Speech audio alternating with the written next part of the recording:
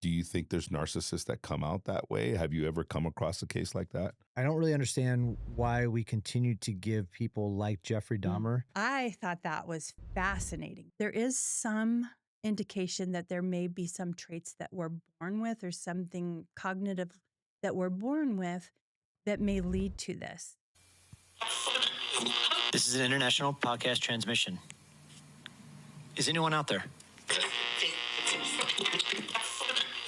If you're listening, you've reached the No Fixed Agenda podcast. We are joined again today by Brenda Stevens. Yes. We had such a good time talking to you last time about narcissism and the family dynamic. So the narcissist in Omar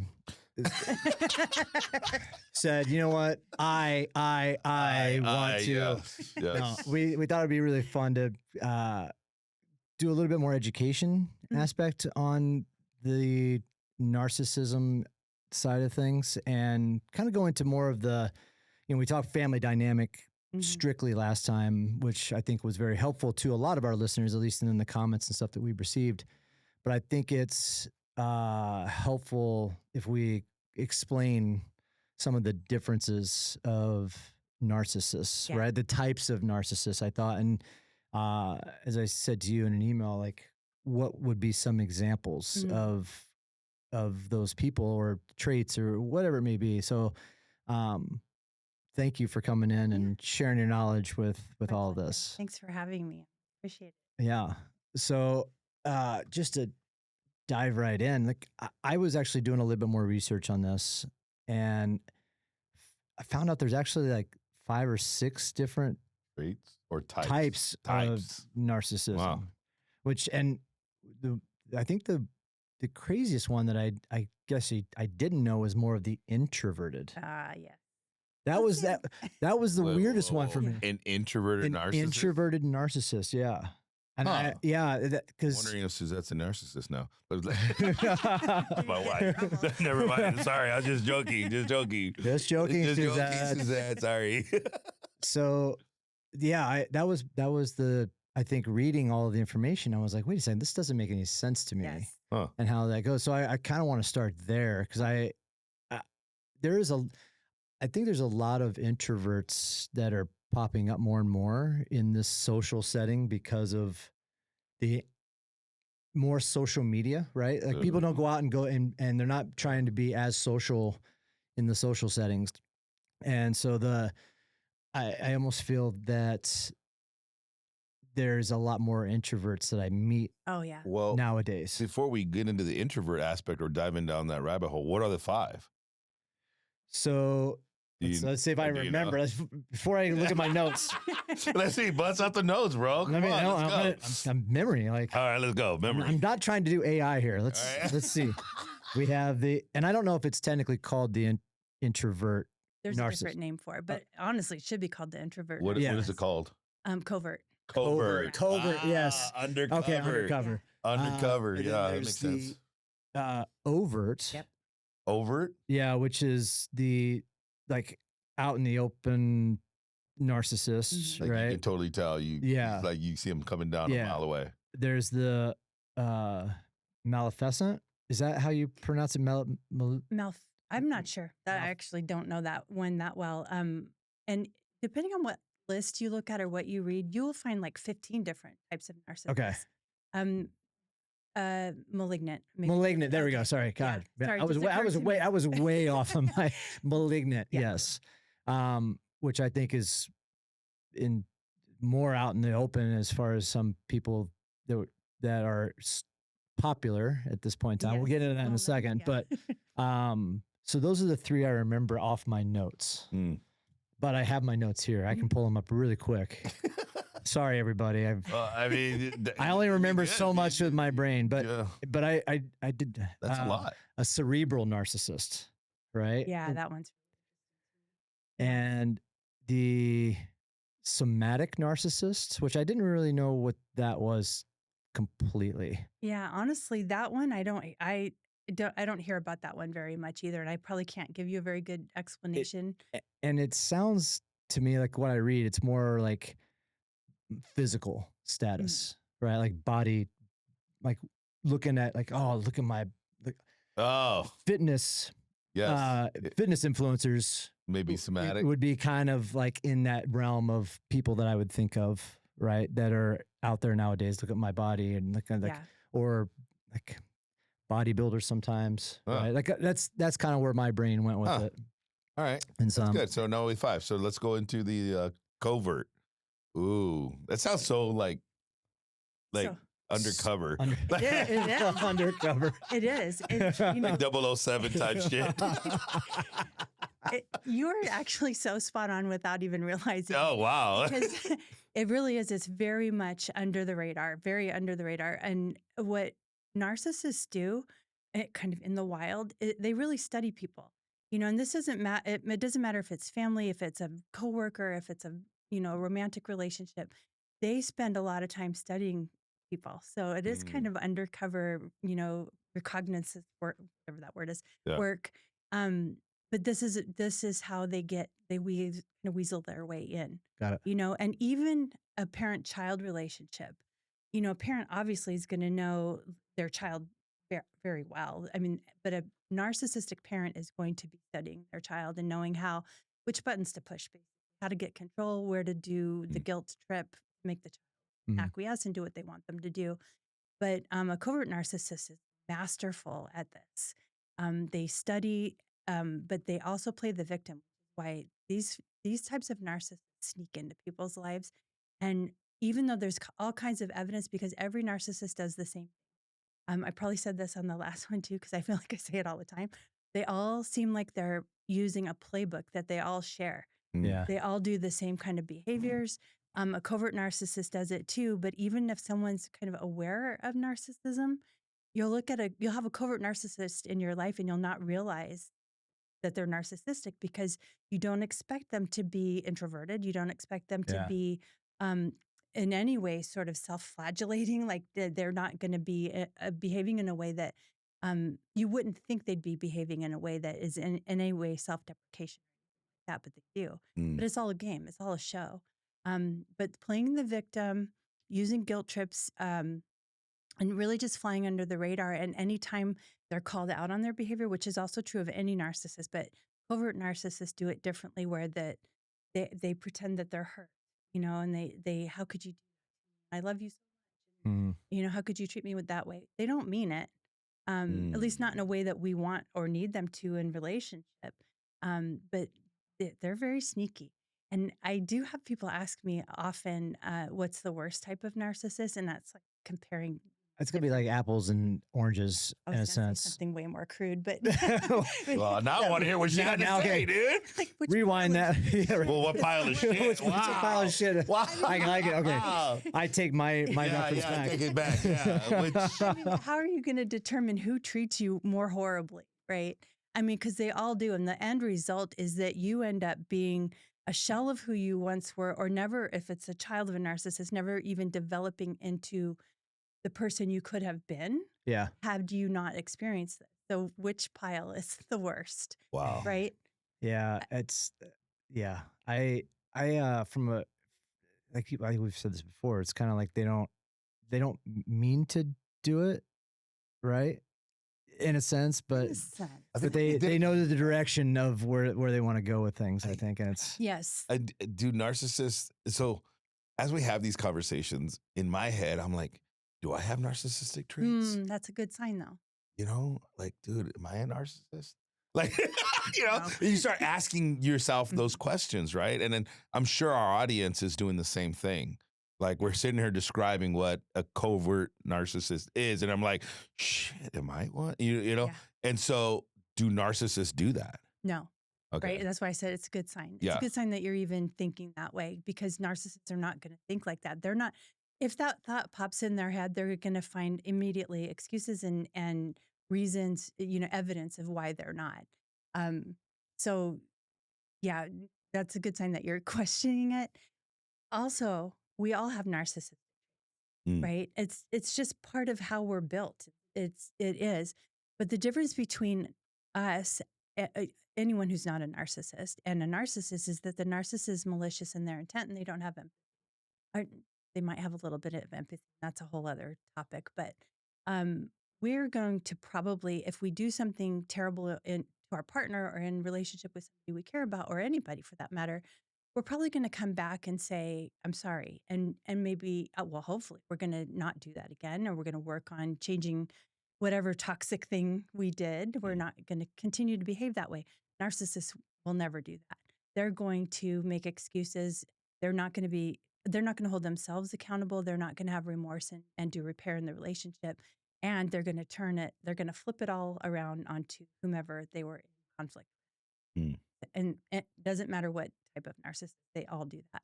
They will never take responsibility for it. No accountability.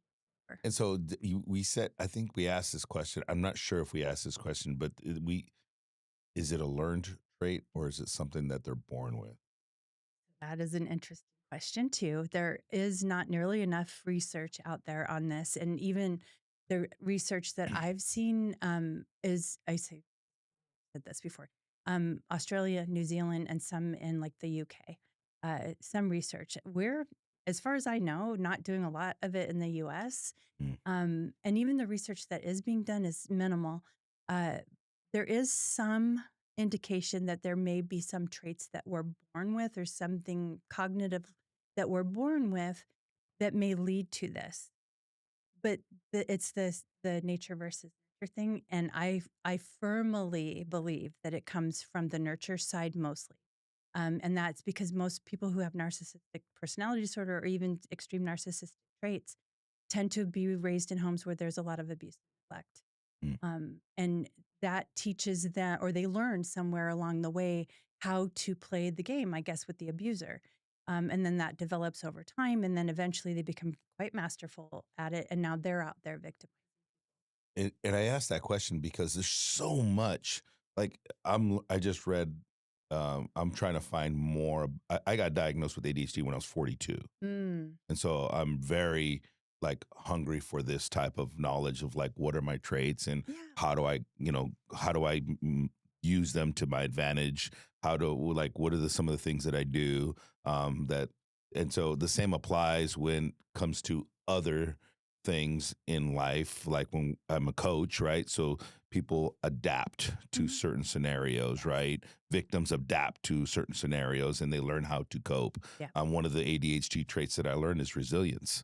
Like most people that have ADHD are very resilient because of shame. They grew up with so much shame, right? And so I don't want to go down too much down the rabbit hole of ADHD, but I asked the question about narcissism that way too, because what is the trait that makes them adapt to becoming a full-on narcissist, right? And it could be a series of anything, right? It could be, like you said, abuse.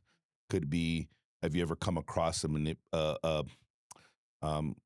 narcissist that's like, no, I'm just this way. Like some people, I used to do jails, institutes, and hospitals, right, for service space, just go over there when I was in recovery. And so you'd go into jails and there were murderers that were like, no, I just came out the womb this way. I've always thought about killing people, right? And so, and then you have other people that have committed murder that are like, no, I was just in a bad place. I made a huge mistake. They're completely remorseful. Do you think there's narcissists that come out that way? Have you ever come across a case like that? I think when we're talking about that level of depravity, we're talking about antisocial personality disorder, and we'll probably get to this, but malignant narcissists are kind of borderline. Antisocial personality disorder is the extreme. That's murderers, serial killers, that kind of thing. Really, really extreme, literally zero empathy and just look at other people as victims. I do think they can come out of the womb that way. I think they also learn, they're probably coming out of the womb into a family that's not super great. And that probably gets worse over time. I just went to this conference a couple months ago. The first speaker, he was so fantastic. He actually worked at prison and he was doing research on this. He said there was something like, the number was astronomical. It was something like 70% or something of the people that he interviewed in the prison system had narcissistic personality disorder and not antisocial personality disorder. And this might be getting too technical now. I'm sorry. We're all about it. Bring it. Keep going. Yes. I thought that was fascinating because I think of, people who are doing these things as just being complete monsters and like really kind of inhuman, which is what makes us human is our ability to have empathy and connect with other human beings, right? That's what humanity is. And people who do these atrocious things, you think, no, that's a whole other level. But when he said it was something like 70-75%, blew me away. And his research is amazing. But all of that to say, I have lost track of your question. But No, that's okay. The coming out of the womb that way, it's so hard to say with nature versus nurture. But when you look at somebody like Jeffrey Dahmer or that kind of thing, I studied that a lot. There isn't a lot in what's been told publicly about his childhood and his growing up years that explain it other than coming out of the womb that way. So I think that's up in the air. Did you ever see the Netflix show about Jeffrey? I watched part of it. I really have to. So I can't watch that stuff, man. Dude, so there's a couple things with that. Like, it's a very intriguing psychological deal, 100%, right? dude. What I think from an entertainment perspective, I don't really understand why we continue to give people like Jeffrey Dahmer a platform because it brings for the victims' families. Yeah, it continuously brings stuff out, and that was part of the Netflix deal. Is like why do another show? Again, psychologically, like seeing some of that stuff and like the mentality of it is intriguing.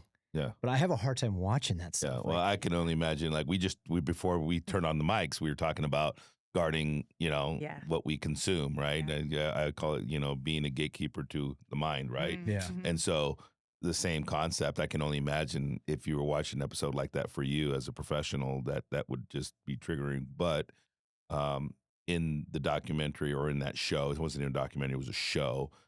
They did highlight some of his childhood dysfunctions, right? How it's funny you bring it up, nurturing scenario where his parents were extremely volatile against each other. Oh, see, I didn't know that. Yeah, extremely. And he was starving for affection. Here we go. And because he was starving for affection, any adult or somebody important in his life that would show him love or just anything, show him, like his dad showed him taxidermy. Yeah. Oh, I remember that part. Okay. And so the fact that his dad showed him taxidermy was a form of love and nurture, right? My dad took some time, was very volatile with my mom, and my mom being completely spaced out under the influence. Neglect. Yeah. Yeah. And so my dad, so taxidermy turned into what he was doing with all these other people in a very bad way, right? And it just, all that stuff intrigues me from that perspective. Yeah. What he did was atrocious. And I don't want to glorify any of that stuff, right? It's just, I have to live my life in a manner of, well, there are no bad people, just bad scenarios, right? And I think people have the tendency to change in one way or another. But I don't know if that's possible for a narcissist. I mean, I don't think so. To tell you the truth. And I've been asked that question a lot too. I think for antisocial personality disorder and narcissistic personality disorder, there's very little hope, if any at all. I have seen clients, I don't see narcissists as clients. I see their victims. Got it. My work is around helping people heal from narcissistic abuse. But the stories I hear, I've had my own experiences. I've very much been involved with a couple myself. And I mentioned my mom on the last podcast. Boy, did I get for that. It's okay though. I love you, Mom. Love you, Mom. Yeah. But yeah. But there, I think it's a lot of neglect and abuse. I think we can all be born with something that maybe puts us on a path to go a certain way. And what happens to us as we walk that path after we're born and we start to be hopefully nurtured by our parents, we don't go that way, right? So there's still so much to learn about how the brain works. 100%. But there's so many signs in childhood. And I do remember sorry to belabor this point, but these are things that people need to pay attention to. a child, and Jeffrey Dahmer was this child, a child that abuses animals. And we call this the dark. This is actually what the real dark triad is, psychologically speaking. If you look in the narcissistic abuse world, you'll see this, and there's other personality disorders talked about. The dark triad for developmental pieces of people is fire starting, bedwetting, and cruelty to animals in early childhood. Wow. Oh, Yeah. Wow. interesting. Isn't that interesting? Yeah. So if you see those three things happening in a child, it's sort of like they're on a trajectory, antisocial personality. We're going to pass right over narcissism and go straight there. Wow. That's the extreme. Man. Sorry, I'm getting way off track. No, this is solid, Yeah, right? So that's interesting information. That's stuff that the general public really, I've never heard that before. Yeah. That's really interesting. and so this is only happening in adolescent periods of someone's life. Typically it starts early in childhood. But we just saw somebody be arrested for the fires up in LA that happened early this year. I did not know that Arsonists. somebody got arrested. Oh yeah, this was like a couple of weeks ago, a few weeks ago. Yeah, they finally arrested I somebody. live in my bubble, you know. I know. Again, It's I fine. live in my bubble, It's fine. so I'm just getting my news now. Okay. Yeah. Well, and somebody was arrested. Yeah. I would bet an arsonist is one of the scariest people to me because of the level of destruction they're willing to create, right? Yeah. And I suspect that he probably had the other two in childhood, bedwetting and the cruelty. Arson. That's terrible shit, man. It really is. There, not to again, we talk about the shows that are out there. There's a show on Apple that is called Smoke, and it was all about Arson. and an arsonist, and the personality behind arsonists and the way they like the destructive nature of things. Yes. And you could kind of see the way they portrayed the lead as this narcissistic. I'm now getting all this attention because I'm part of the people looking for this arson, but it's me as the arson itself. You could see it without them explaining it, and you're like, oh shit, this is like hand in hand almost. It is. And how that plays out. Yeah. It's trippy. Yeah, and this is the last time I'll go off track, okay? No, please. You'll find, like you just said, they often are there watching the fire afterwards. Like people gather around and look at the destruction, and they're often there. Yeah, they want to see. Why do they do that? I think it's what Jeff said, the attention. It's the attention of it. Like from what I've understood with it, arsonists love fire. They love seeing the destructive aspect of what fire can do. So most of the time when an arsonist is caught, they're actually in the vicinity of the fire itself, watching it happen. It would be interesting to know a little bit more about the person they arrested for the LA fires and how that, because he was out there watching that. Those things went on forever, though, dude. Yeah. Well, but it's not so much I would assume as an arsonist, he was probably watching it take off. Yeah. Right. They're not going to stand out there and watch it. They want to know that it's being destructive. Right. And that's again, how much that plays hand in hand with the narcissistic traits is unbelievable. Yeah. And so out of any of the traits that we have that we talked about or that you know of, do you think any of them, I mean, obviously you have the extreme ones, right? Mm-hmm. The covert ones, the ones that are like truly being malicious, right? Yes. Ones that are borderline, that are not as severe, like, do you think they have the ability to change? No. I don't. I think they actually get worse over time. And this is years of experience talking. And I don't say this lightly because I actually used to have hope. But I've just seen it over and over. And I think the nail in the coffin of hope for me was I have a client that I've been working with for years. She actually, she's given me permission. I've written about her in my book. So I just want to say that too. Like she's okay with me talking about that. Okay. But she and her husband went to see somebody a couple of different times that was a specialist in helping. He was a marriage and family therapist. So he's helping people stay together and trying to help narcissists stay in their marriages and work things out and things like that. And it looked hopeful. I thought maybe this is going to be the one example of where somebody actually can change. Fast forward to a few years later, and a lot of emotional abuse and other shitty things that have happened. They're in a bitter divorce now, and he has shown a side, like the mask is completely off. And we talk about this a lot with narcissists, that they wear a mask. The mask is completely off, and he's one of the worst. So I think the better they can hide it is that's scarier. Right? Yeah, I want to get into the malignant narcissist, because I think, like you said, the covert or the introverted narcissist is the scariest point, because you really don't know Yeah. that they're there and you're being treated in such a way, right? Like, and so the malignant one is the one that's just more out in the open. And I'll say it, the biggest example of a malignant narcissist is Donald Trump. 100%. 100%. Yes. He has every single trait, like seeing it, doing the research on it. And you're looking at it as like, holy shit. Yes.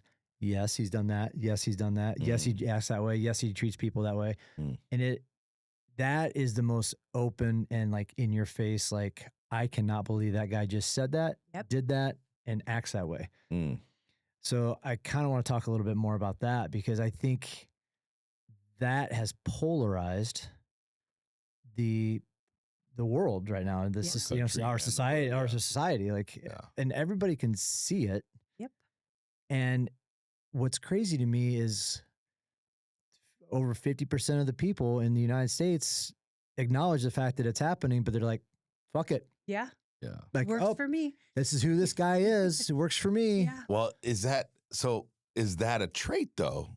Like of a victim of narcissists? Like, obviously he's Donald Trump's. Oh, you're talking about allowing it. Yeah. Allowing the stupidity to happen, right? It's like being completely blind to the things that he's done or said or behaved. And is that a trait of a victim of a narcissist? No, I don't think so. I think it's more a trait of a flying monkey of a narcissist. Have you guys heard that? No. What is the flying monkey? Explain. I should bring you or send you a whole dictionary. I have a dictionary literally on my website. But a flying monkey is the peripheral people, the people that kind of fly around and do the bidding of the narcissist. You think of it like the Wizard of Oz, right? That's where that. So the entire White House staff is right there. Exactly. Trumpist. Exactly. Yeah. Go ahead. Yeah. The flying monkeys take what they can, and which is usually a little bit of crumbs and a little bit of validation or whatever, do the bidding of the narcissist. And that, of course, I'm not talking about the White House right now, but like every narcissist has this. Covert narcissists have this too, where they give just enough information to other people to keep them kind of around, keep them close by. It's a source of supply. This is another term we use in this realm. The supply is attention and validation of their own behavior, the narcissist behavior. The flying monkeys provide that for narcissists. Ooh. The other thing is, I fully believe, and I don't know if there's any research, anecdotally, this is where I've come to think about this. Narcissists are bullies and bullies are cowards. If you think about the people who follow this and cherry pick what he's saying and what he's doing in this country, and the biggest example of this is how many people are on Medicaid in the red states, but still they're going to lose it, or it's going to cost them a ton of money to pay for it, but they still support this. Yes. That's cognitive dissonance. That right there is believing a different version of what's going on because it helps you. And that is very common actually for victims of narcissistic abuse. And even with a malignant narcissist, you usually do see them coming, and they usually do something early on in their relationship where you're like, oh my God, I can't believe they did that. Yeah. But it's countered with little moments sprinkled in the relationship, especially early on, of love bombing.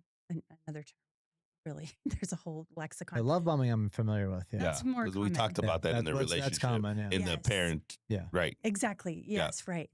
And that happens in the narcissistic abuse cycle. That's a whole other tangent, but the love bombing keeps people hooked. when they get in that stage. So the malignant narcissist even can do something really atrocious. But the victim stays around for the love bombing part, and that not intentionally, right? They're not aware that this is happening, but we all notice patterns. We're very good at this as human beings. We notice the pattern. We know that this malignant part is going to come out. There's going to be abuse. There's usually going to be a lot of emotional and mental abuse, sometimes physical.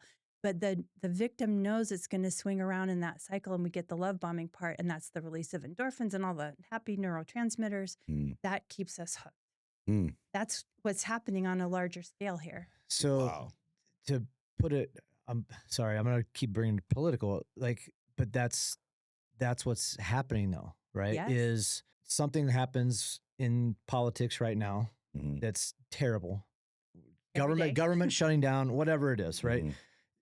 Something bad is going to happen. All of a sudden, a president like Trump is going to feed into his MAGA followers and the Republican side of things and being like, we're doing this. And all of a sudden he love bombs that support group so that they're like, oh yeah, I completely forgot about that I'm doing this Epstein. other atrocious thing over here. I completely forgot he wasn't about on this. the list. Yeah. He didn't do anything, right? I completely forgot about this, but that happens in politics generally. Yeah. But you see that more and more with this presidency because they have to so much bad stuff is being publicized that they're like, okay, well, we've done this.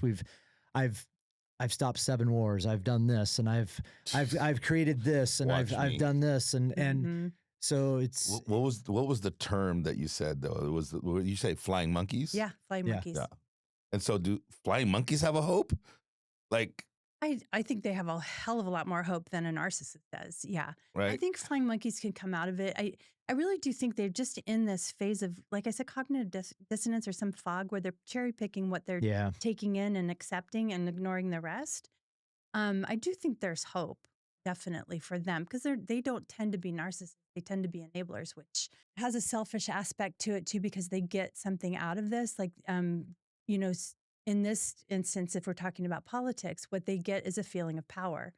I think, there's so many people and we're toting around our guns and doing our thing, right? Interesting. Yeah. So they get this power by proxy kind of. And for maybe it's for people who don't feel powerful in their lives.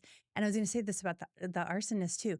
Narcissists, all of their behavior falls under this umbrella of power and control of other people because they think if they have that power and control, they're being admired and they're being validated. And that's what keeps the mask on for them so that they have this way of presenting themselves to other people that's acceptable and they get the feedback that they want. Yeah. I'm actually quite curious how many politicians, and this goes all the way down to city mayors, right? City council members, whatever it is, all the way up to the very top. I'd be interested to know how many of them show narcissistic traits and qualities with it because there is a lot of power play 100%. in politics, regardless of side of the aisle. So I'd be interested to know, are they feeding off of that? And because they are a narcissist or have the traits of narcissists, hey, this might be a really good area for me to go into. Yes. This might be I'm going to get into politics because I can control X. Dude, I'm just sitting back and I'm digesting everything that we've talked to at this point. We've literally talked about narcissists in prisons who are murderers, Jeffrey Dahmer, and now we're comparing up our leaders to the same traits. I just listeners, listen to this one. Listen to this, right? And so we talked about ADHD for a little bit. We talked about the shame and the downside to it. And then we talked about the positives of it, like how resilient most people that have ADHD are, right? And so narcissism, how it could be played, or narcissistic traits, or people that are extreme narcissists can be presidents, can be leaders, and we're following them. And we're putting all this value into everything that they say and do. Yeah. And are we being played, right? And so it's just What- I just want to like put that into perspective for the listeners and for us in the room. What I think is interesting, though, and you see this on the political scale, is Gavin Newsom here in California Yeah, and Donald Trump. Like, it's kind of interesting Two to narcissists. see like the narcissists go against one another, though. And that, but again, that is politics when it comes down to it. Like, again, you've got Oh my both God. sides of the aisle are like, and you can see it play out in the public eye. And it's interesting to me, like, if we go back to how, a politician will say, wow, one thing, like love bomb everybody, get them on their side. Then all of a sudden 10 things go wrong and they're like, wow. And and to see all of a sudden the Democrats in this example come back at them and be like, okay, this is,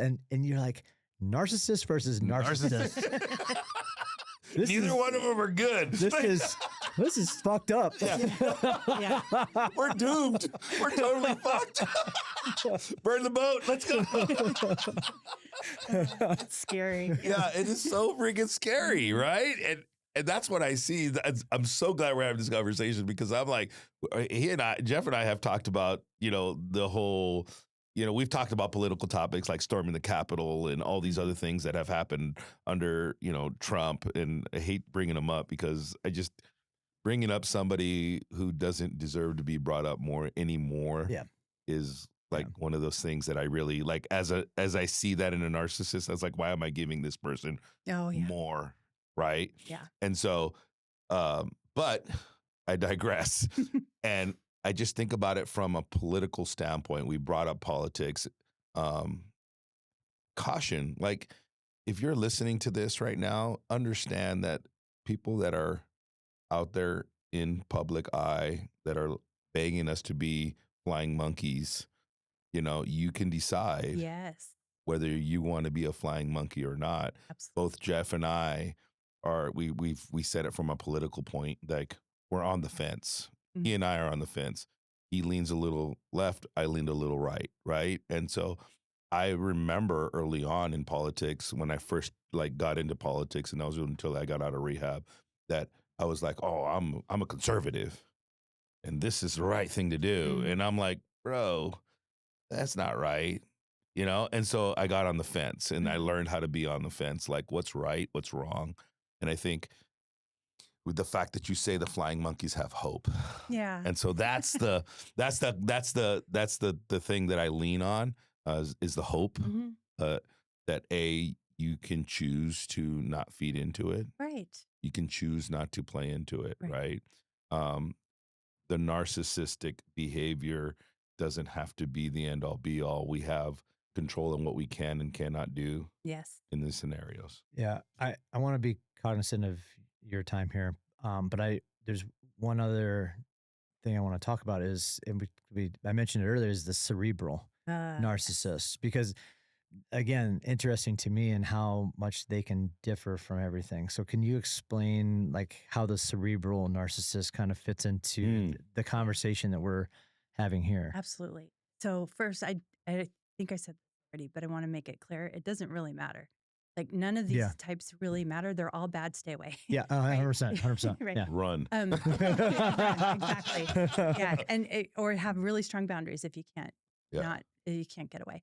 But a cerebral narcissist, I am starting to think is just as scary as a covert narcissist. Okay. Because they come at you with a lot of facts, a lot of information, often a presentation of superiority because they know so much, right? And it can be intimidating. And you'll see people like with PhDs and a lot of doctors. I want to back up a little bit too, though, and say that there are certain kinds of jobs that narcissists are going to be attracted to. Right. And I've yet to meet a narcissist, or even by proxy through my clients meet a narcissist that's stupid. I mean, they tend to be pretty smart. I would agree with that. Yeah. Yeah. I guess that's why I thought I was a narcissist. Now, there you go. Yeah. You are definitely not.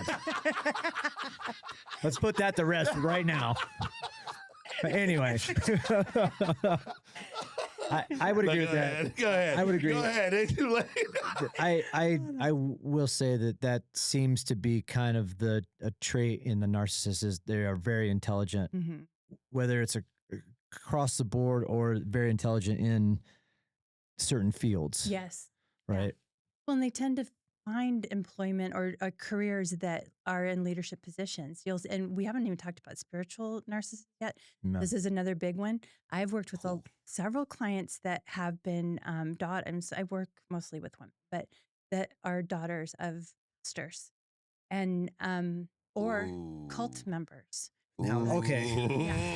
Ooh. Damn it. You got another hour? Yeah, we need more time, Brent. We need more time, but go. I didn't even like think about this, dude. I didn't even think about the cult member. 100%. Damn it. Go ahead. Well, and I really do see being in relationship with a narcissist is like being in a very small cult because we all have to acquiesce and do whatever it is they want. We have to follow their lead or otherwise there's going to be hell to pay. Walking on eggshells. This is a common term we use about walking with people who have toxic personalities. And it's very, very true with any type of narcissist, right? The malignant's the worst. I also see narcissism on a spectrum, on a scale. Okay. I think it's all a bad scale. Don't get me wrong. But malignant, so the top of the scale is going to be, like the end of that is going to be moving into antisocial personality disorder. Serial killers. Serial killers, yeah. And malignant, it gets closest to that. I think the way that somebody could move on that spectrum is that how much empathy they have. And I cannot stress the importance of empathy here in human beings, period. If somebody has a little bit more empathy and is a narcissist, there's still no hope. They're still going to take advantage of people, but they're probably not going to go out and kill a bunch of people like Jeffrey Dahmer did. Mm-hmm. Are we talking cerebral now? You can edit this, right? No, well, I was asking about cerebral, but I'm actually the spiritual thing is a little bit more interesting because I didn't consider that, and being that that's you talk about pastors and cult members and that they're very influential when it comes down to it, and can pastors is that a cerebral narcissist? It could be because they tend to be well educated and depending, if they tend to be well educated. Cerebrals are very educated. And that's how they get it. I think narcissists are very well educated. Yeah. For the most part. I mean, there are some that not, but right. There's some. I think there's just a level of intelligence that they have, though, that is interesting. Mm-hmm. Pastors. My ex was a fireman. Great job for him, right? Like, sorry if I'm repeating myself. Anything that gives attention. So he's very smart, not cerebral, not well educated or anything, but very smart. Pastors, I think some people can be attracted to a job like a pastor. And I will say my ex, he was not a pastor, but he always used religion. I'm not religious. So he would use religion against me. Like he had this special tie to the Catholic Church because he's Catholic. Did not ever act like any kind of Christian or Catholic or anything, but kind of just another thing to use. And this is spiritual narcissism, using that against the other person. A narcissist is going to be attracted to being a pastor because he's got a built-in following, right? He's got this level of reverence toward him that he didn't probably even have to earn. And it's just perfect. It's a perfect stage for a narcissist. And let me be clear, not every pastor, not every fireman, not every person who's got a career like a politician even is a narcissist, but you can see how they would be attracted to careers like this. Mm. Yeah. So give me an example of like a pastor being a narcissist. So I can give you one. Again,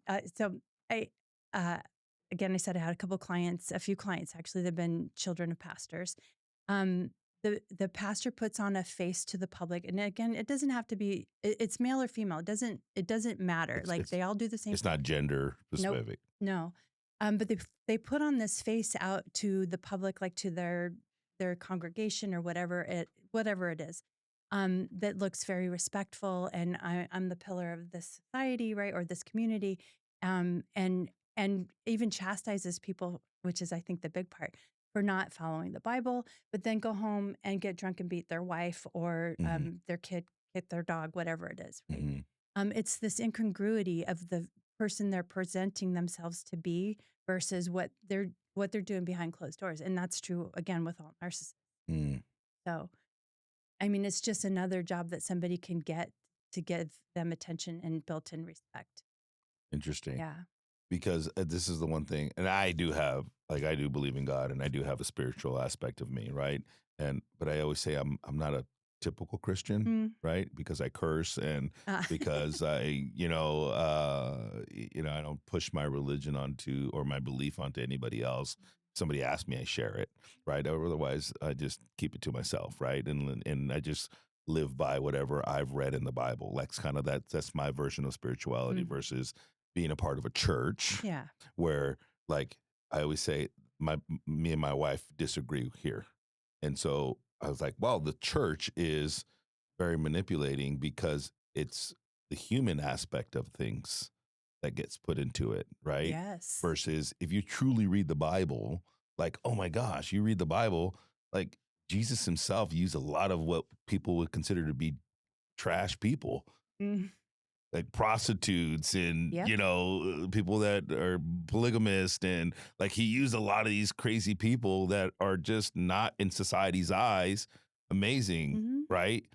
But in the church, what do? We chastise people that are, oh my God, you had an affair, you're no longer worthy, right? Oh my God, you know cheated on a test or whatever, right? You had sex out of wedlock. Oh my gosh, like you're just trash. And like that's the part of the church that I cannot agree with. And so it's interesting you bring up the spiritual aspect of it, because I think um, if it was truly meant to help people, that they would accept people for where they are and not beat them for it, and realize that it's not like the solution, right? And the same goes for any profession, right? Yeah. Politics, and you can go on and on and on and on. But that's pretty interesting that you bring that up.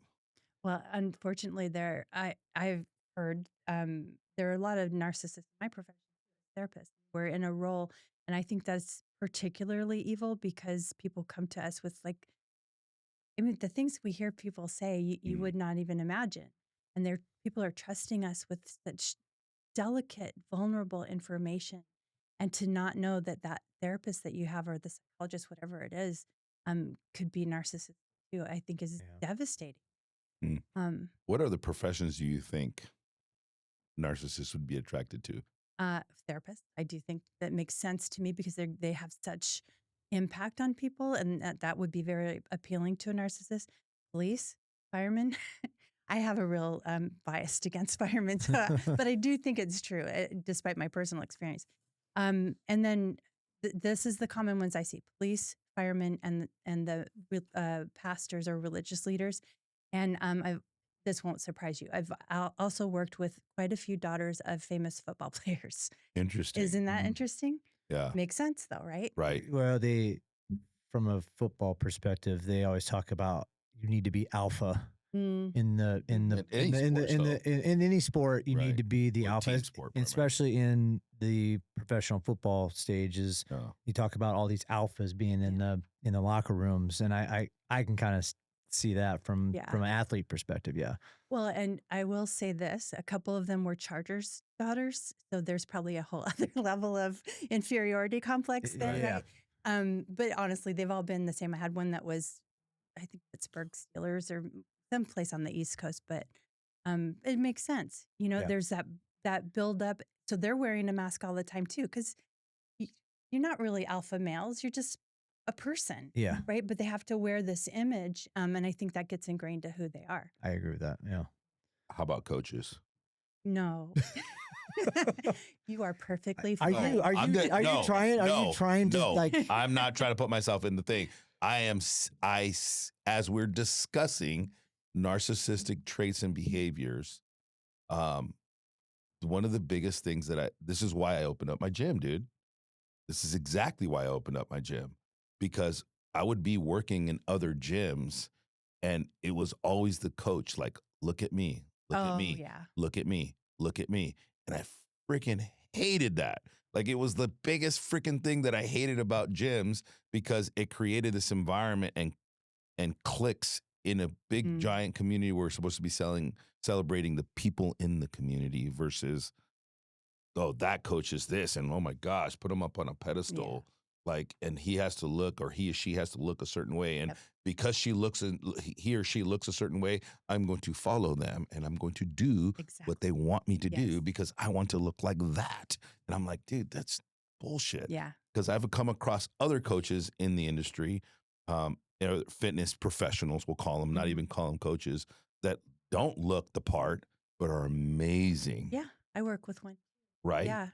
And so that's why I asked that question, not because I want to put myself in the fucking. I have already established that I'm not smart enough to be a fucking a narcissist. We understand that.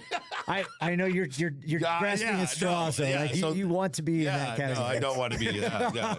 No, not anymore. But yeah, and so I asked that question. Like, obviously, they want to be in a leadership role so that they can get fed. Yes, exactly. Through whatever traits that they're trying to do to manipulate the people around them. Exactly, right? And you're going to find narcissists in every profession that there is. Right. But that's, again, kind of instant gratification for them, right? They're Correct. getting the attention, the following. And what's a clique? Yes. A clique is a group of monkeys. Yes, exactly. Group of flying monkeys. Like a group of flying monkeys. Yes. Yeah. And so that's the thing. It's like somebody did say, like, I had somebody come in and like, oh my gosh, thank you for your time, and oh, I'm sorry, she had said something like, you're trying to, I understand you're very busy and you have this empire, and I was like, I'm gonna stop you there, and she's like, what? And I was like, I don't have an empire. I said, first of all, I can barely pay my bills. I am a busy guy, but I'm not too busy to talk to you, right? And so I think there are people that have those traits, and if you're one of those people that if you don't know if you have one of those people around you or in your life, like what would you suggest they do? If they have the traits themselves? Like if you have somebody, like for the listener right now, that they might be questioning whether they have a narcissist in their life or not. Oh. Right? Yeah. What would you tell them to look out for? I would look out for how they treat other people mostly. And I'm talking about little interactions like you're at the restaurant and how do they treat the waiter? Things like that. It's the empathy. Again, it goes back to the empathy. Are you noticing that this person has cruel language when they find out somebody's hurting? Do they turn a conversation back to themselves? Like, say I came up to somebody and like my boyfriend and said, I'm really sad about this thing. And he goes, oh yeah, I'm sad about blah, blah, blah too. And he doesn't hear me. He doesn't see me or hear me. He doesn't do that, by the way. He's fantastic. He's wonderful. By the way, he's in the room, you guys. I would say that even if he wasn't here. But my narcissistic ex would do that.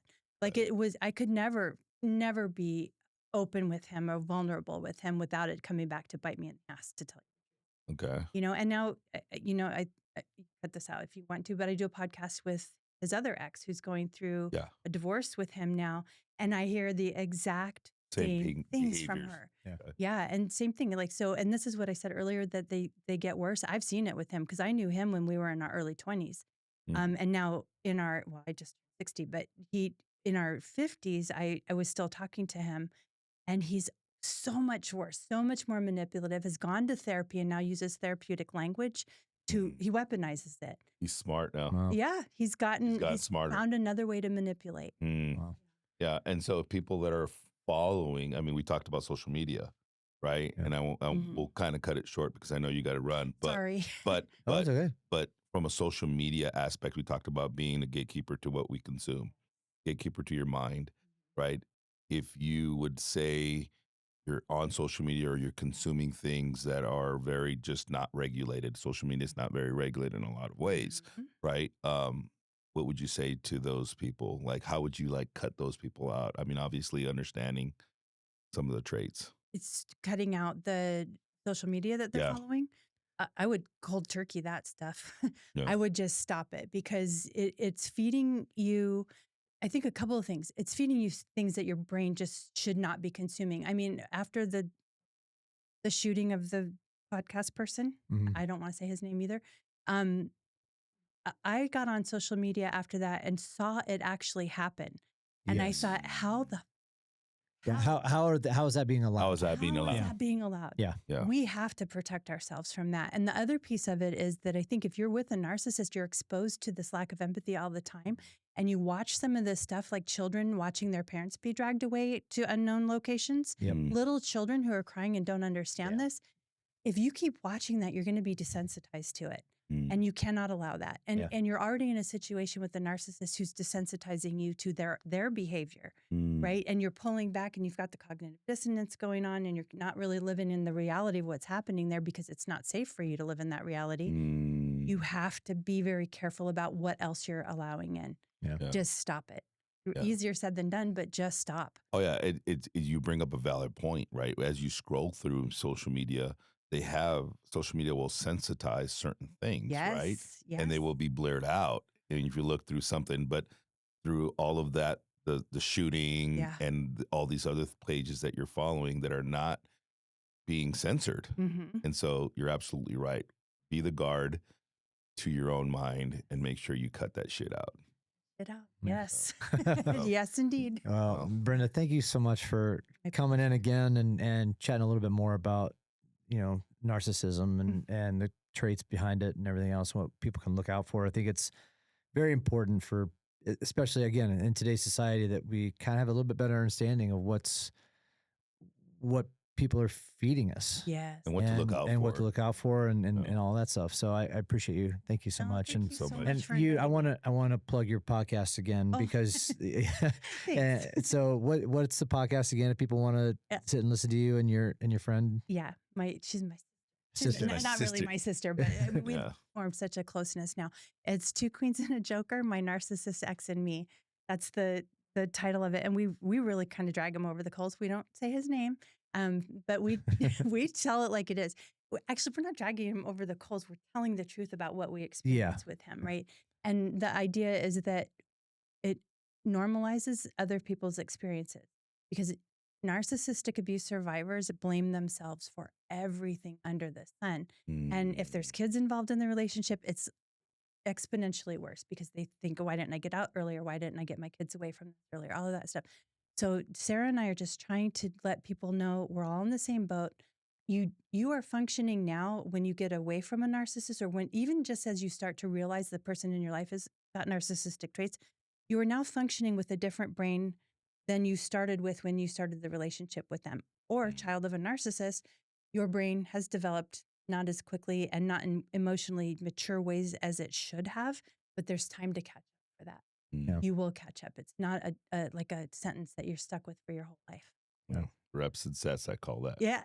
Reps and sets. Yes. And we build the new muscle of how we're thinking positively about ourselves, not blaming ourselves, doing self-care and not thinking it's selfish. Wow. And I mean, self-care is like literally going out and touching a tree or touch grass like the young folks do. Yeah. But getting out in nature, whatever floats your boat, like just being mindful, being present in the moment, because we spend a lot of time rumination. Yeah. Great advice. Well, thank you so much. Yeah, thank you so much for inviting me. I really do appreciate being here.